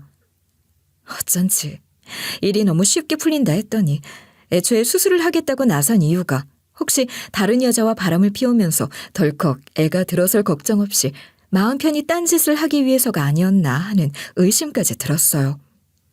저의 이글이글한 시선은 자연스럽게 남편에게 향했어요. 그런데 남편은 제 눈을 똑바로 보지도 못하고 시선을 피하더라고요. 그러다가 갑자기 의사 쪽으로 고개를 돌려 자신을 변호하기라도 하는 듯 소리치기 시작했어요. 여보, 당신은 저 돌팔이 의사 말 들을 필요도 없어. 저 의사가 지금 날 엉뚱하게 몰아가는 거라고. 환자분, 제 소견에 문제가 있으면 정식으로 항의하세요. 하지만 제가 본 증상은 명백합니다. 당신 말이야, 의사면서 환자 정보 함부로 누설해도 된다는 거야? 내가 신고할 거야. 의료법 위반으로. 신고하세요. 벌금 좀 내면 되니까요. 하지만 저도 가만히는 안 있을 겁니다. 제 멱살 잡고 난동 부린 당신을 저도 폭행죄로 신고할 겁니다. 의사는 남편의 거친 반응에도 전혀 흔들리지 않았고 오히려 차분하고 당당한 태도로 자신의 전문성을 믿으라는 듯 단호하게 응대했죠. 하지만 남편은 여기서 물러나지 않으며 갑자기 의료법을 들먹이며 의사를 비난하기 시작했지만 의사한텐 먹히지도 않았어요. 그 말을 듣고 남편의 얼굴이 굳어져 갔고 이쯤 되니 남편도 더는 의사와 말싸움을 이어가는 게 불리하다는 걸 깨달은 듯 했어요. 남편은 갑자기 절 향해 무릎을 꿇기 시작했어요. 그 모습에 전 어이가 없어서 눈만 깜빡이고 있었죠. 한참을 머뭇거리던 남편은 마치 모든 상황을 모면하려는 듯한 태도로 변명을 늘어놓기 시작했어요. 자기야, 내가 다 설명할게. 한 번만 들어줘. 뭐 하는 거야? 다른 사람도 다 있는데 창피하게 이러지 마. 제발 여보, 저 의사 말 믿지 마. 남편이 내 말을 믿어. 변명이고 나발이고 바지부터 입어. 보기도 역겨우니까. 자기야, 이건 정말 오해라고. 여보, 어디가? 잠깐, 나가기 전에 내 말 좀 들어줘. 남편은 상체만 가린 얇은 수술 가운을 입고 있었기 때문에 아래는 그대로 드러난 채 우스꽝스러운 자세로 무릎을 꿇고 있었어요. 제 앞이라도 민망한 건지 그곳을 가리려 애썼지만 오히려 그 모습이 더 추하게 느껴지더라고요. 그런 남편의 추태를 보니 역함이 밀려왔어요. 저는 더 이상 말할 가치가 없다고 느끼고 수술실 문을 박차고 나왔어요. 그런데 남편은 그런 절 따라 나오더니 상의만 입은 채로 복도까지 달려나왔어요. 진짜 미친놈 아니에요? 제가 바지를 입으라고 언지를 줬는데도 저한테 변명해야 한다는 생각에 제 말을 제대로 듣지도 않은 거죠. 복도에 있던 간호사들은 남편의 모습을 보고 경악했어요. 간호사들이 놀라 소리치는 와중에도 남편은 자신의 상황은 전혀 깨닫지 못했는지 우왕좌왕하며 복도를 서성이더라고요. 간호사들이 대놓고 고래고래 소리를 지르고 나서야 남편은 자신이 뭔가 심각한 실수를 했다는 걸 뒤늦게 알아차린 듯 했어요. 그제서야 남편은 황급히 아래를 보더니 경악한 표정이 돼서 손으로 어떻게든 가려보려고 안간힘을 썼죠. 그리고는 내 바지 좀 내놓으라고, 바지 어디 갔냐고 소리를 지르기 시작했어요. 그 모습을 지켜보는 저로선 그저 한심하다는 생각뿐이었어요. 제 앞에서 무릎을 꿇고 변명을 늘어놓던 모습도 황당했는데 복도 한가운데서 간호사들한테까지 망신을 당한 남편을 보니 더는 참을 수가 없었어요. 저는 조용히 한숨을 내쉬고 더 이상 이 상황을 지켜볼 가치가 없다는 판단에 병원을 나와버렸습니다. 남편은 여전히 복도 한가운데에서 어쩔 줄 몰라하며 쩔쩔매고 있었고 간호사들의 두근거림이 점점 커지던 게 제가 본 마지막 장면이었어요. 병원 문을 나서는 순간까지 제 머릿속은 복잡했지만 한 가지는 분명했어요. 남편에 대한 믿음은 완전히 무너졌고 그동안 제가 알던 남편의 모습이 모두 가식이었단 사실이요. 남편과 함께했던 모든 시간이 무가치하게 느껴졌고 저 사람이 과연 내 아이들의 아빠로서 자격이 있는지도 의문스러웠어요. 앞으로 남편과의 관계를 어떻게 해야 할지 막막했지만 적어도 확실한 건 지금 이 순간은 남편 얼굴을 쳐다보기도 싫다는 거였어요.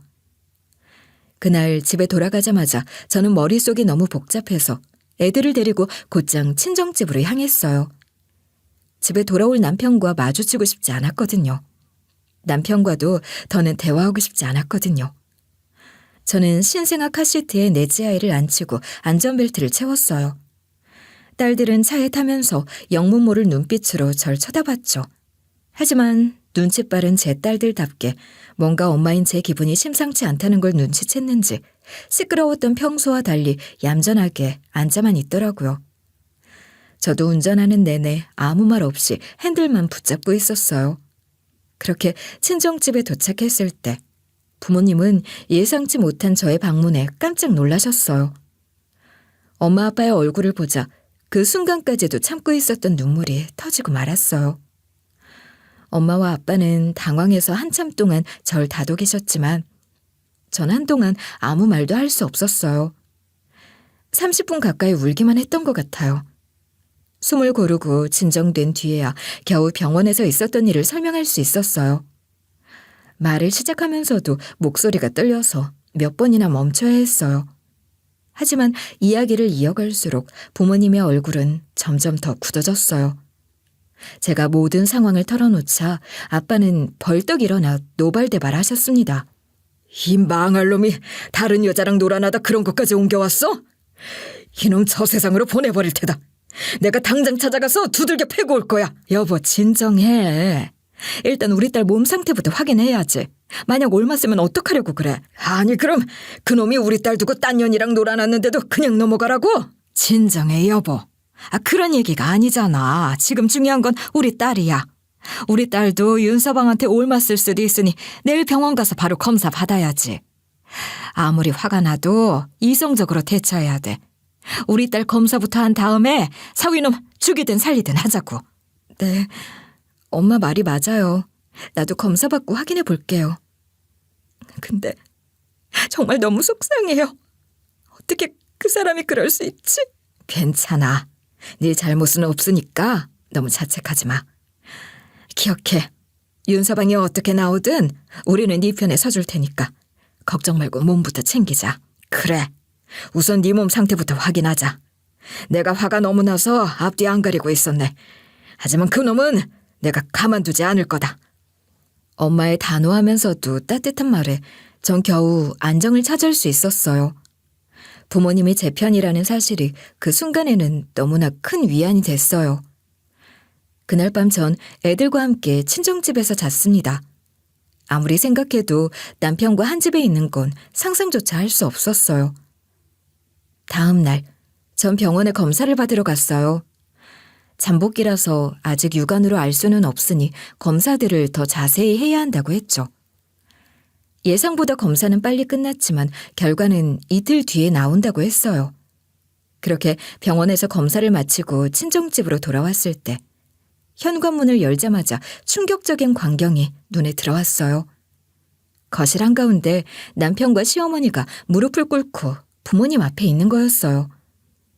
제가 들어서자 남편과 시어머니는 벌떡 일어나 제게 달려왔어요. 시어머니는 병원 잘 갔다 왔냐고, 검사 결과는 나왔냐고 물으시더군요. 시어머니의 다급한 눈빛과 말을 듣고 상황을 보니 이 모든 이야기를 이미 전에 들은 것 같았어요. 하지만 그런 시어머니의 태도에도 전 냉담할 뿐이었어요. 전 시어머니의 얼굴을 보지 않은 채 검사 결과는 이틀 뒤에 나온다고 차갑게 말한 뒤 휙 지나쳐갔어요. 시어머니의 안절부절 못하는 태도가 한심하게 느껴졌죠. 시어머니는 저에게 무언가 말을 더 하려고 했지만 두 사람을 투명인간 마냥 취급하고 엄마 아빠에게 잘 다녀왔다고 인사했죠. 돌아온 절 보고 잘 갔다 왔냐고 말씀하시던 부모님께서는 거실에 좀 앉아보라고 말씀하셨어요. 우리 부모님, 남편과 시어머니, 그리고 저의 오자 대면 상황이었죠. 내키진 않았지만 이런 상황을 피한다고 해결될 것도 아니었어요. 전 거실에 앉기 전에 애들은 뭐하고 있냐고 물어봤어요. 엄마 아빠는 냈다 방에서 낮잠을 자고 있다고 말했어요. 아이들이 이 대화를 들을 일이 없겠다는 안심이 들고 나서야 전 부모님 말씀에 따라 거실에 앉았습니다. 거실 공기가 차갑게 얼어붙은 느낌이 들 정도로 긴장감이 감돌았죠. 시어머니와 남편은 다시 엉거주춤하게 앉아 머리를 숙이고 고개를 들지 못했지만 그런 모습조차 진정한 반성이 아니라 상황을 모면하려는 태도처럼 보였어요. 아빠는 침묵을 깨고 곧바로 목소리를 높이셨습니다. 자네는 말이야. 이게 말이 된다고 생각하나? 어떻게 가정에 있는 놈이 이런 짓을 할 수 있냐고. 정말 죄송합니다. 딱 한 번 실수였어요. 동료 유혹에 넘어가 술집에 갔다가 그만. 정말 다시는 이런 일 없게 하겠습니다. 윤서방, 그 딱 한 번의 실수가 우리 딸에게 얼마나 큰 상처를 준 줄 알아? 할 말이 없습니다. 장모님, 제가 100번이고 잘못했습니다. 남편은 머리를 조아리며 계속 사과했죠. 참 기가 막힌 게 시어머니는 이 와중에도 우리 부모님 앞에서 고개를 숙이는 지의 아들을 안쓰러운 마냥 보고 있더라고요. 시어머니는 그렇게 남편을 쳐다보고 있다가 갑자기 제 쪽으로 고개를 돌리더니 손을 턱하니 잡더라고요. 저는 재빨리 손을 빼내려고 했지만 시어머니가 꽉 잡고 놔주지 않았어요. 그리고 애처로운 표정으로 가증스러운 말을 내뱉었어요. 애미야, 속상한 거 이해한다. 근데 말이다. 남자가 살다 보면 한 번쯤 실수할 수도 있는 거란다. 뭐 두 집 살림을 차린 것도 아니고 술집 여자랑 실수한 거라잖니. 그러니까 그렇게 매정하게 굴면 안 돼. 한 번만 용서해 줘라. 뭐라고요? 어머님은 제가 남편과 같은 실수를 했어도 그런 말을 하실 수 있을까요? 혜미야, 그 얘기가 왜 나와? 여자랑 남자랑 바람 피는 게 같니? 남자들이야 본능을 못 이기면 한 번쯤 그럴 수 있는 거고 여자는 다르지. 여자들이 바람 피기는 쉽지 않잖아. 그걸 그렇게 비교하면 안 되지. 남자는 딴짓해도 한 번쯤 용서받을 수 있는 거 아니냐? 우리 아들만 이럴 것 같니? 다른 집도 다 그래. 여자랑 남자랑 다르다고요? 세상에 기가 막혀. 아들만 감싸고 도는 어머님다운 답변이네요. 남편이 이런 일을 벌였다는 것도 충격이었지만 시어머니가 아들의 행동을 그렇게 쉽게 변명하고 넘어가려 한다는 사실이 더 기가 막혔죠. 제가 던진 질문에 시어머니는 당황한 기색을 보이더니 곧바로 태세를 전환하며 목소리를 높였어요. 얼굴은 붉어졌고 제가 바람피는 상황을 상상하면 불편하다는 듯 말했죠. 여자와 남자는 다르다며 뻔뻔하게 아들을 감싸고 도는 그 태도가 도저히 납득이 가지 않았어요. 심지어 다른 집까지 들먹이며 다 똑같다는 식으로 말했을 땐 구역질이 올라오는 것 같았죠. 이런 상황에서도 아들을 감싸는 게 우선인 시어머니의 태도가 정말 황당했어요. 전 시어머니를 바라보며 이게 과연 진심으로 용서를 구하러 온 사람의 태도인지 의문이 들었어요. 시어머니의 말을 듣고 화난 건 저뿐만이 아니었어요. 옆에서 듣고 있던 엄마와 아빠가 단단히 화가 나셨죠. 엄마 아빠 두 분 다 자리에서 벌떡 일어나 남편과 시어머니의 손을 잡고 두 사람을 일으켜 세우려고 했어요. 흥분한 엄마 아빠를 보자 남편이 더 다급해졌는지 손을 비비며 우리 가족에게 빌기 시작했어요. 엄마랑 아빠가 어서 일어서라고 일으켜 세우려고 했지만 다리에 힘을 주며 어떻게든 버티고 있었죠. 이따위 쓰레기 같은 말이나 하려고 온 거면 그냥 돌아가세요.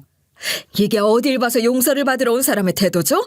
말하시는 꼴을 보니 더 이상 들어볼 가치도 없는 것 같군요. 그냥 이 집에서 나가주십시오. 아예 사돈 어른, 갑자기 왜 이러세요? 네?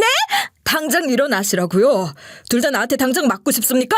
얼른 나가요. 아버님, 제발 한 번만 봐주세요. 여보, 내가 잘못했어. 때려서라도 풀리면 그렇게 뭐든 할게. 이게 무슨 소리야? 너 지금 며느리한테 맞겠다고 하는 거니? 아니, 귀한 네 얼굴에 상처라도 나면 어쩌려고. 애미야, 차라리 날 치거라. 그렇게 해서라도 네 속이 풀린다면 내가 얼마든지 맞을 수 있어.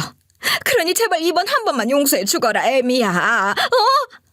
시어머니는 제 쪽으로 얼굴을 들이대면서 어서 치라고 난리도 아니었어요. 그 말을 들으며 저는 헛웃음이 나왔어요. 두 사람이 나란히 앉아 서로 다른 변명을 늘어놓으며 이 상황을 모면하려는 모습은 더 이상 보고 싶지 않았어요. 저는 가타부타 말을 얹지 않고 엄마 아빠와 함께 두 사람을 일으켜 세우는데 힘을 보탰어요.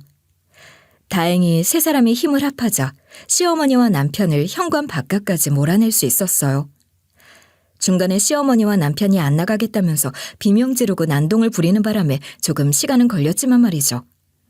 저는 현관문 바깥에서 울먹이고 있는 시모를 보며 마지막 일가를 날렸습니다. 어머님, 앞으로 저와 부모님을 보실 일은 없을 거예요. 물론 저뿐만 아니라 어머님이 그렇게 애지중지하는 손자도 앞으로 못 보게 해드릴게요. 어머님이 가장 갖고 싶어 했던 걸 제가 뺏어올 거예요. 그리고 영영 멀리서도 못 보게 만들 거예요. 애미야, 그게 무슨 말이야. 손주를 못 본다니. 잠깐은 문 닫지 말아봐. 야, 닫지 말라고! 저는 시어머니의 절규에도 아랑곳하지 않고 문을 쾅 닫아버렸습니다. 남편과 시어머니를 친정에서 내쫓은 뒤 저는 친정에서 아이들과 지내면서 이혼을 준비하게 되었죠. 사실 전 처음부터 이혼까지는 생각하지 않았어요. 물론 남편이 한 짓은 당장이라도 땅에 묻어버리고 싶을 만큼 분노스러웠지만 우리 아이들 때문에 쉽사리 이혼을 결정할 수 없었어요. 아이들은 한순간에 아빠를 잃어버릴 테니까요. 그래서 어떻게든 결혼관계는 유지하면서 이 문제를 해결해보려고 했죠. 하지만 그날 시어머니의 뻔뻔한 태도를 보니 그런 생각조차 어리석었다는 걸 깨달았어요. 시어머니가 끝까지 아들을 감싸고 도는 모습이 정말 기가 막혔거든요.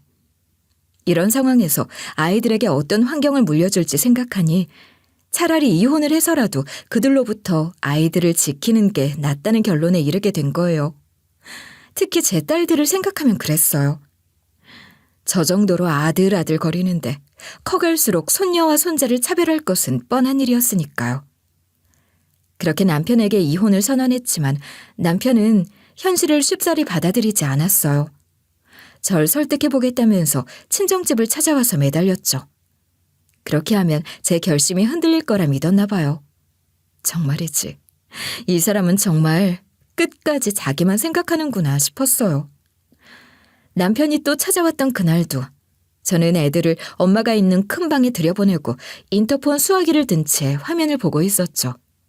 남편의 목소리가 수화기를 타고 울려 퍼졌어요. 여보, 제발 문 좀 열어줘. 나랑 얘기라도 한번 하자. 내가 잘못했어. 진짜 잘못했어. 뭘 더 얘기해. 말했잖아. 난 이미 결정 내렸다고. 내가 다 바꿀게. 바람 안 피는 건 물론이고 당신이 원하면 뭐든 다 고치고 다 포기할게. 우리 애들 생각해서라도 한 번만 기회를 줘. 제발. 애들이 아빠 없이 어떻게 커. 날 위해서가 아니라 애들을 위해서라도 생각해줘. 여기서 정말 화가 치밀어 올랐어요. 남편이 아이들을 빌미로 제 결심을 흔들어 보려는 그 비열한 수작이 역겨워서 치가 떨리더라고요. 아이들이 무슨 잘못이 있나요? 자기가 만든 잘못을 덮기 위해 애들 이름을 입에 올리며 구걸하는 모습이 정말 혐오스러웠어요. 순간 문을 열고 확 쏘아붙이고 싶었지만 참았어요. 그러면 그 사람이 원하는 대로 제가 감정적으로 흔들리게 되는 거나 다름없고 또 남편이 친정집 안에 들어오게 될 빌미를 주는 거잖아요. 전 마음을 가다듬은 채 최대한 이성적으로 말했어요. 애들이 너 같은 아빠 밑에서 자라는 게 더 불행이야. 너 같은 거 없어도 나랑 부모님 사랑만으로도 잘 자랄 수 있어. 그러니까 더 이상 구질구질하게 굴지 말고 꺼져. 여보, 제발 한 번만 봐줘. 이렇게 빌잖아. 남편은 그렇게 한참을 더 소리치며 문 앞을 떠나지 않았어요. 하지만 제가 절대 문을 열지 않으니 결국 포기하고 돌아가더군요. 이혼은 생각보다 수월하게 진행됐습니다. 남편 쪽 잘못이 너무나도 확실한 상황이었어요. 당연히 위자료도 받았고 양육권도 당연히 제게 돌아왔어요. 재산 분할도 받을 만큼 받았죠. 법정에서 판사가 제게 양육권을 인정하는 순간 정말 눈물이 터질 뻔했지만 꾹 참았어요. 양육권을 못 받을 거라 생각한 적은 없었지만 제가 아이들과 함께 새로 시작할 자격을 얻었다는 증명이었거든요. 이혼 후에 남편은 체념한 듯 더 이상 절 괴롭히지 않았지만 대신 이번에는 시어머니가 난리를 치기 시작했어요. 시어머니는 전화를 걸어 절 괴롭혔죠. 애미야, 정말 미안하다. 내가 너무 네 입장을 너무 생각 안 했어. 그러니까 우리 손자들 제발 한 번만 보게 해줘. 아니요, 어머님. 전 어머님한테 보여드릴 생각 없어요. 내가 잘못했어. 내 주둥아리가 문제다. 내가 왜 그런 식으로 말했는지 모르겠다, 나도. 하지만 이젠 정말 달라졌어. 그러니까 한 번만 손자들 얼굴 좀 보자. 할머니가 손주도 못 보는 건 너무 가혹하지 않니? 가혹이요? 어머님은 저한테 그리고 제 딸아이들한테 얼마나 가혹했는지 기억 안 나세요? 손녀들은 필요 없다는 식으로 말하고 맨날 아들 타령만 하셨죠. 그 결과가 이거예요. 다시는 안 그럴게, 애미야. 나 지금 무릎 꿇고 있다. 너한테 빌고 있어. 전화상으로 그런 말씀하셔봤자 제 눈에 보이지도 않는데 어쩌라고요. 이제 그만 끊어요. 더 이상 할 말 없습니다. 그 뒤로도 몇 번 더 연락이 왔지만 전 끝까지 무시했어요. 이혼 후 저는 친정 부모님의 도움을 받아 아이를 잘 키워가기 시작했는데 당연히 애들은 처음엔 혼란스러워했죠. 갑작스러운 환경 변화와 아빠의 부재가 낯설었겠지만 시간이 지나면서 애들도 차분히 적응하기 시작했어요. 부모님도 정말 많은 도움을 주셨는데 주말 아침이면 아빠가 저보고 좀 쉬라고 아이들 손을 잡고 산책을 나가셨고 저녁엔 엄마가 식사나 애들 씻기는 것 등 아이들이 웃고 떠드는 소리가 집안에 울려 퍼질 때마다 전 이게 바로 우리가 지켜야 할 모습이라는 확신이 들었어요. 시련은 저에게 고통을 줬지만 한편으로는 제게 엄청난 교훈을 남겼습니다. 가족이라는 이름 아래에서도 절대 자신의 존엄성을 포기해선 안 된다는 거예요. 누군가에게 맞추느라, 참느라, 제 자신을 잃어가던 시절이 얼마나 어리석었는지 이젠 분명히 알게 됐고 이걸 아이들에게도 꼭 알려주고 싶었어요. 가족이라는 건 피로 이어졌다고 다 가족인 게 아니라 진짜 서로를 지키고 존중하며 사랑으로 감싸줄 수 있어야 가족이라는 거려. 그렇지 않은 사람들에겐 단호히 선을 그어야 한다는 걸 몸소 보여주고 싶었어요. 지금 우리 집에서 느껴지는 따뜻함이야말로 진짜 가족의 모습이라는 걸 아이들도 알게 되었을 거라고 믿습니다. 이제 우리 가족은 매일 웃고 사랑하고 앞으로만 나아가려고요. 제 이야기가 누군가에게는 작지만 강한 교훈이 되었으면 좋겠어요. 지금까지 제 이야기를 들어주셔서 감사합니다.